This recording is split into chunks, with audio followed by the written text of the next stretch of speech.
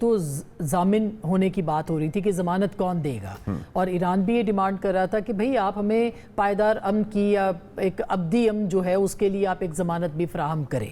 تو آپ کو لگا کہ چائنا کے سے جانے سے پہلے وزیر خارجہ کی امریکا کے ساتھ بھی بات ہوئی ہوگی، اور ان کے ساتھ بات کرنے کے بعد چین کے ساتھ بات ہوئی ہوگی، یا ان کے ایک آف دا ریکارڈ جسے کہتے ہیں وہ ہوم ورک ہوا ہوگا جس کے بعد یہ اعلامیہ جو ہے سامنے آیا ہے؟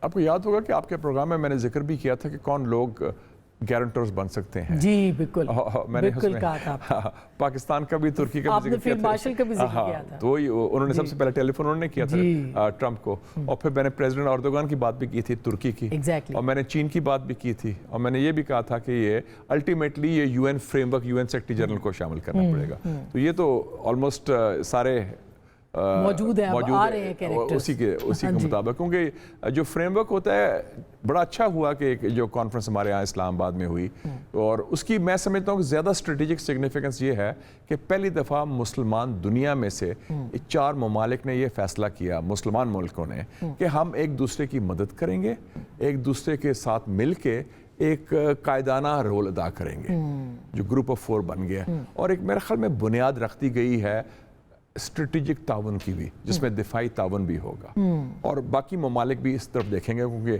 پاکستان واحد نیوکلیئر پاور ہے، ترکی ہے، نیٹو کا ہے، وہ خادمین حرمین شریفین ہے، اور مصر ایک بڑی قوت ہے جو افریقہ اور عرب ورلڈ کا ایک قائدانہ رول ادا کرتی رہی ہے، تو چاروں میں جان ہے، پاپولیشن کے حوالے سے، وسائل کے حوالے سے، اور سفارتی اہمیت کے حوالے سے۔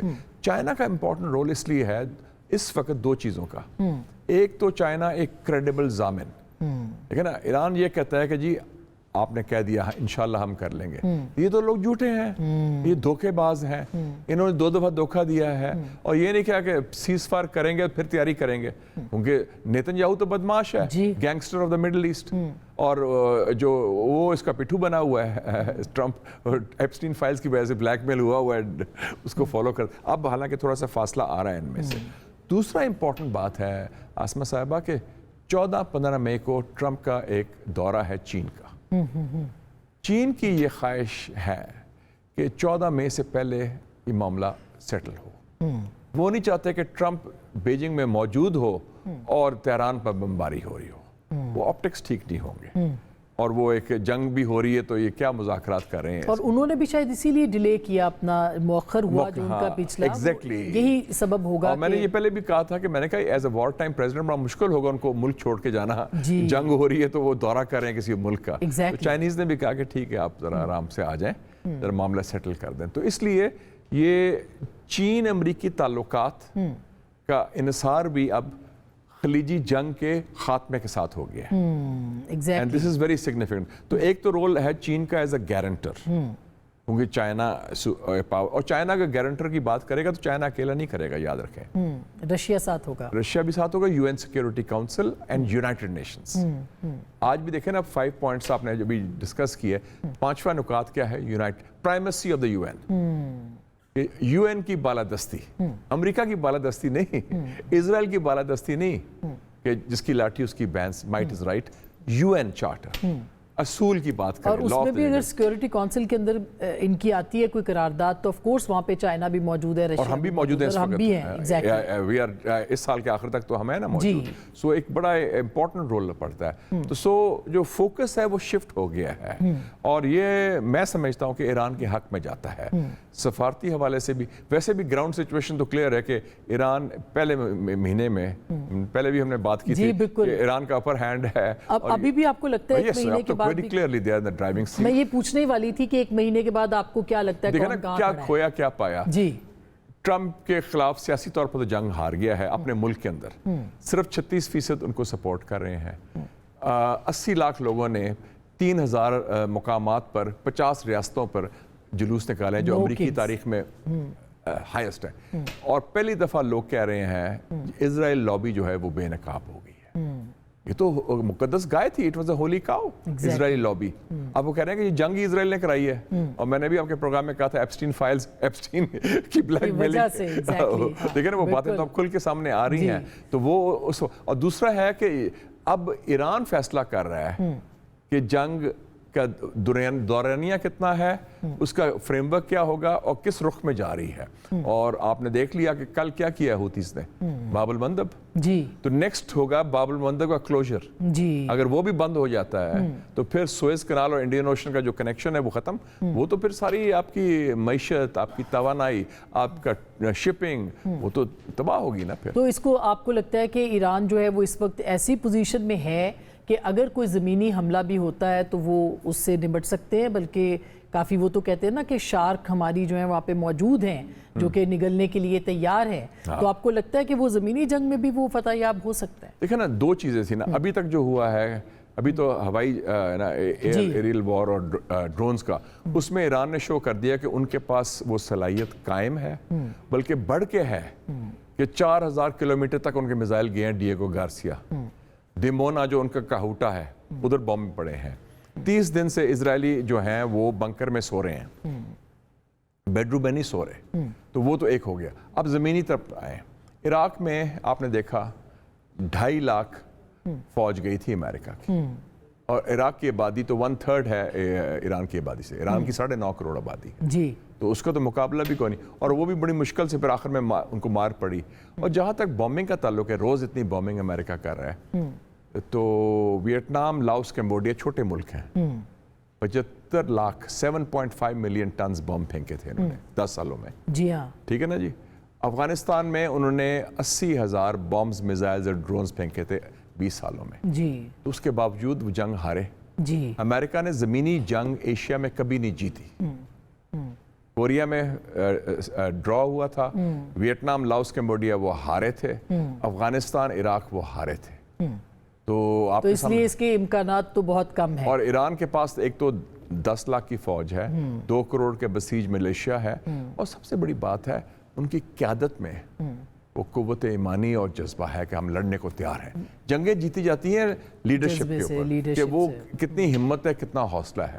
اگر وہ پہلے ہی کہہ دیں آج ہی مارے گئے, دانے مک گئے ہیں, تو اب کچھ نہیں کر سکتے, تو وہ شکست تو ذہن میں ہوتی ہے نا جی. فتح بھی ذہن میں ہوتی ہے کہ جی ہم نے فتح کرنی ہے. وہ طارق بن زیاد نے کیا کہا تھا کہ اب کشتیاں جلا دو, بس واپسی نہیں ہے اس کی. تو وہ کشتیاں انہوں نے جلا دی ہیں. انہوں نے کہا ہم ڈیفینڈ کریں گے, اس کے لیے تیار ہے کہ کچھ بھی ہو جائے, وہ تیار ہو جائیں. اور وہ بطور سپر پاور آپ کو کیا لگتا ہے کہ امریکہ کے لیے ظاہر ہے کہ ایک شکست سامنے نظر آ رہی ہے, کیا اس کے لیے فیس سیونگ کیا ہوگی, اور دنیا اس کو کیا فیس سیونگ دیتی ہے جو بھی میڈیٹر ہوگا؟ میں سیپریٹ کر لیتا ہوں امریکہ کو اور ٹرمپ کو. امریکہ اب میں اسے کہوں گا سابق سپر پاور.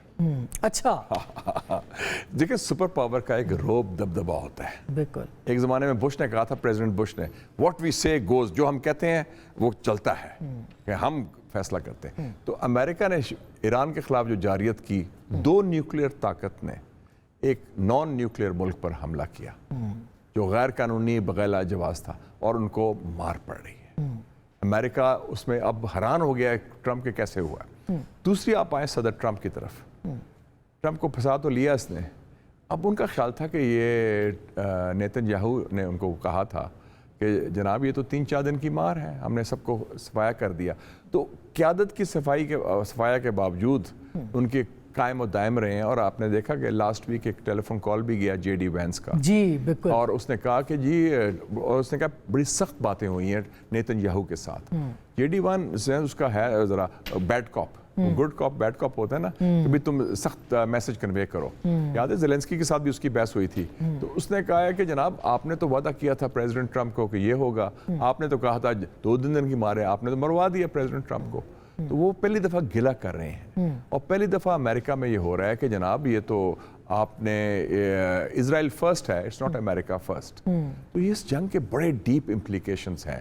امریکہ کا جو سپر پاور سٹیٹس ہے, جو تھا کہ امریکہ ایسی طاقت ہے جو انونسبل ہے, اس کا کوئی اس کا مقابلہ نہیں کر سکتا. فوجی قوت, جی ہاں, سیاسی اور بات ہے, اقتصادی اور بات ہے, فوجی قوت ان کی تھی کہ یہ ایسی ہے کہ جب کسی کے پیچھے پڑ جائیں تو یہ اس کے آگے کوئی کھڑا نہیں ہو سکتا. تو اب اس کی کریڈیبلٹی ایٹ سٹیک ہے ایز سپر پاور. यानी वो तो मेरे ख्याल आप में कह रहे हैं खत्म हो गई, मैं समझता हूँ कि वो शुरुआत है, it's the beginning of the end of the American century. ये वेरी इंपॉर्टेंट, अल्लाह ताला का एक अपना निज़ाम भी है। बिल्कुल बिल्कुल ऐसा ही है, ऐसा ही और वो इसलिए कुरान शरीफ में क्या लिखा है, वो मकरू व मकरुल्लाह व अल्लाहुल खैरुल माकिरीन। बिल्कुल, उन्होंने मंसूबाबंदी की, अल्लाह ताला ने अपनी मंसूबाबंदी की, और अल्लाह ताला बेहतरीन मंसूबा साज है। तो बिल्कुल, ये तकब्बर जो है ना, ये कुरान शरीफ में भी शैतानी चीज़ है। एग्जैक्टली, मैं फैसला करूंगा, मैं से मतलब ट्रंप हो या नेतन्याहू। अब ये गारंटीज की चूंकि बात हो रही है, तो अमेरिका की फिर भी कहीं ना कहीं कोई गारंटी मौजूद है, लेकिन इजराइल की तो कोई गारंटी नहीं है, और वो की प्लेयर है इस वक्त।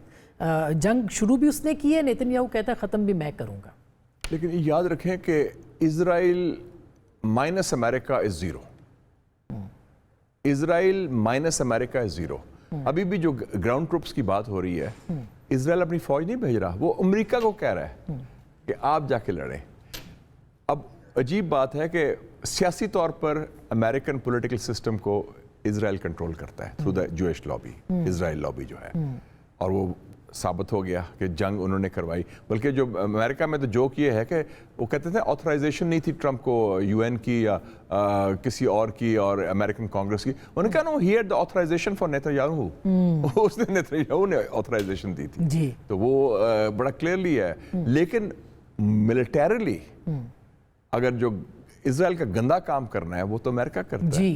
तो अगर अमेरिका ना हो तो इजराइल की तो ना जुर्रत है, ना उनके पास इस किस्म की सलाहियत है, ना इतनी हिम्मत है कि वो सारा कर सकें, बुली बॉय जो ऑफ द मिडल ईस्ट बने। तो इसलिए इस हवाले से जो डिसाइसिव रोल होगा वो यूएस का होगा। अगर वो कह दें कि no more war, enough is enough, और ट्रंप को ये है कि मेरी पॉलिटिकल सर्वाइवल का लिंक इससे होगा। एग्जैक्टली, क्योंकि वो तो फिर he is losing the mid term elections. Exactly, और मिड टर्म इलेक्शंस सिर्फ हारेगा नहीं, उसके बाद फिर इम्पीच होगा।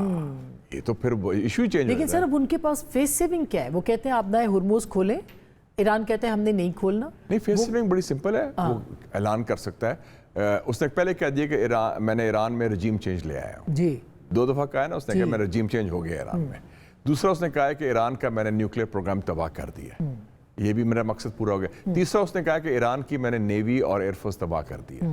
वो कह सकता है अमेरिकन पीपल को कि मेरे मकासद पूरे हो गए, मैं ईरान में रजीम चेंज भी ले आया हूँ, मैंने ईरान का न्यूक्लियर प्रोग्राम भी तबाह कर दिया, ईरान की मैंने वो अनाउंस कर सकता है, चाहे वो सच है, कहा भी है बल्कि तो वो कह के हमारा मिशन अकम्प्लिश्ड है।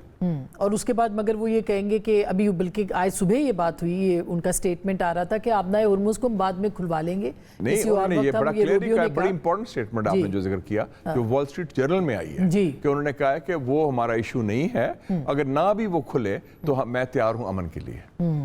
इसका मतलब है कि वो आपदा जो स्ट्रेट ऑफ हॉर्मस है, वो तो मुझे याद आ गया when I was student in Lahore in those days. एक बड़ा जापानीज रेसलर आया था इनोकी, उसका था इनोकी लॉक, उसने हराया था वो आई थिंक असलम पहलवान को, अच्छी को।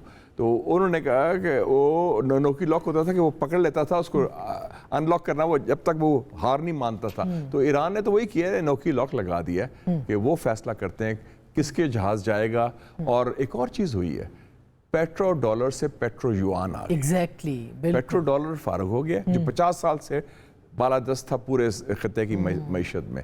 Petro yuan, yuan Chinese currency दें और उसके बाद आप गुजर जाए। तो टोल प्लाजा आप जाती हैं लाहौर, तो टोल प्लाजा क्रॉस करती हैं, वही टोल प्लाजा लग गया उधर। और टोल प्लाजा कौन कंट्रोल कर रहा है?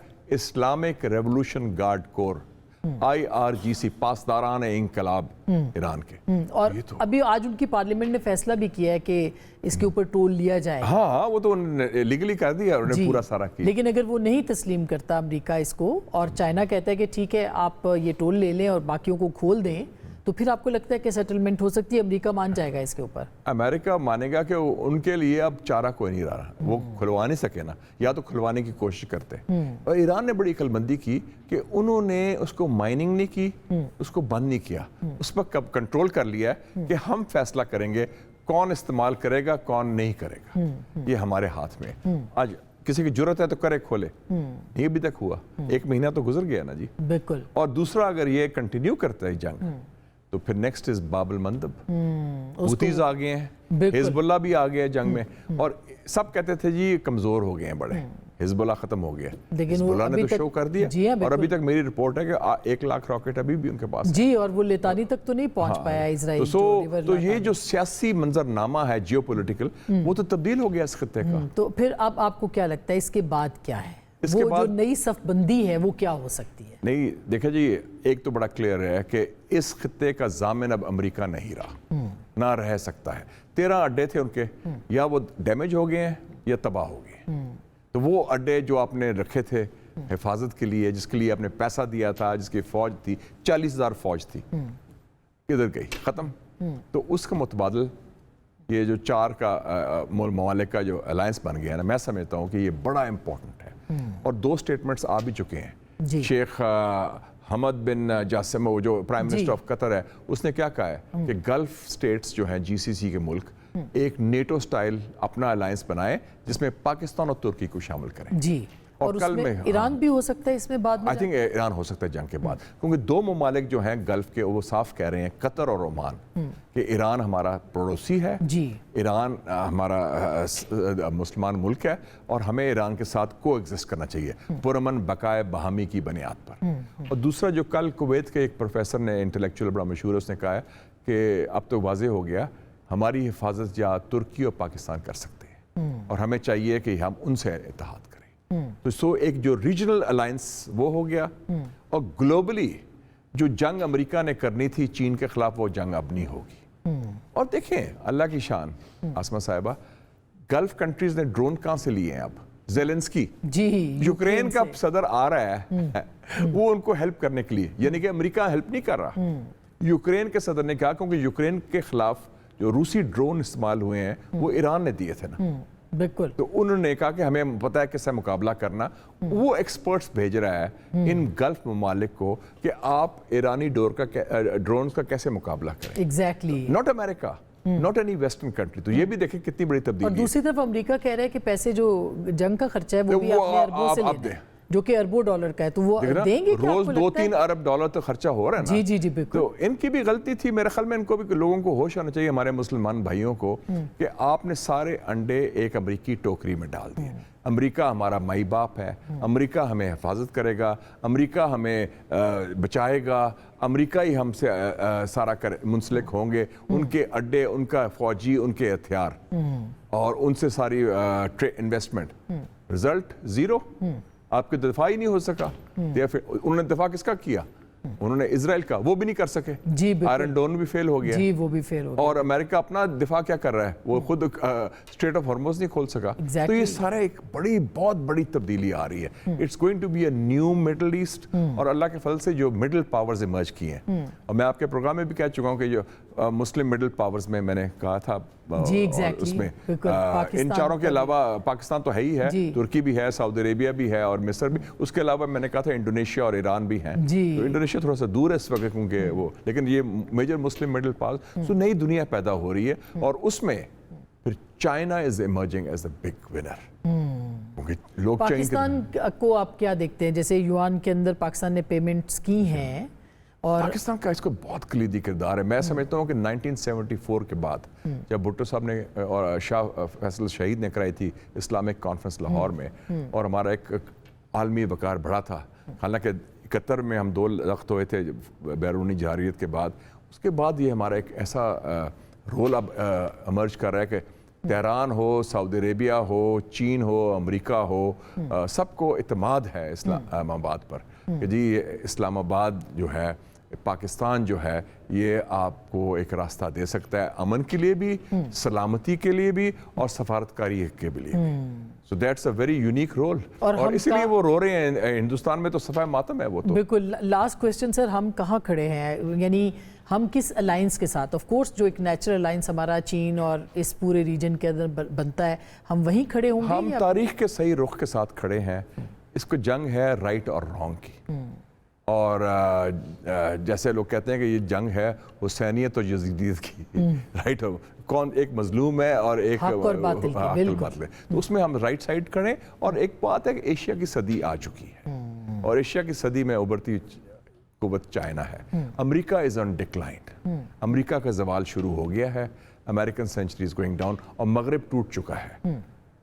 यूरोप अलहदा हो गया है, इटली स्पेन ने बगावत कर दी जी, है, बिल्कुल। इवन बरतानिया ने कर जो दी है। पुडल अमेरिका का उसने बगावत करती है, तो एक नई दुनिया उभरी है। देख मशरक से उभरते हुए सूरज को जरा देख, देख। अल्लामा इकबाल ने क्या कहा था। बिल्कुल, बिल्कुल, तो वो अब बिल्कुल। मशरक में सूरज तुलू बड़ा अच्छा आपने मुझे जो है ना वो एक्स्ट्रो दे दिया है प्रोग्राम को वाइंड अप करने के लिए।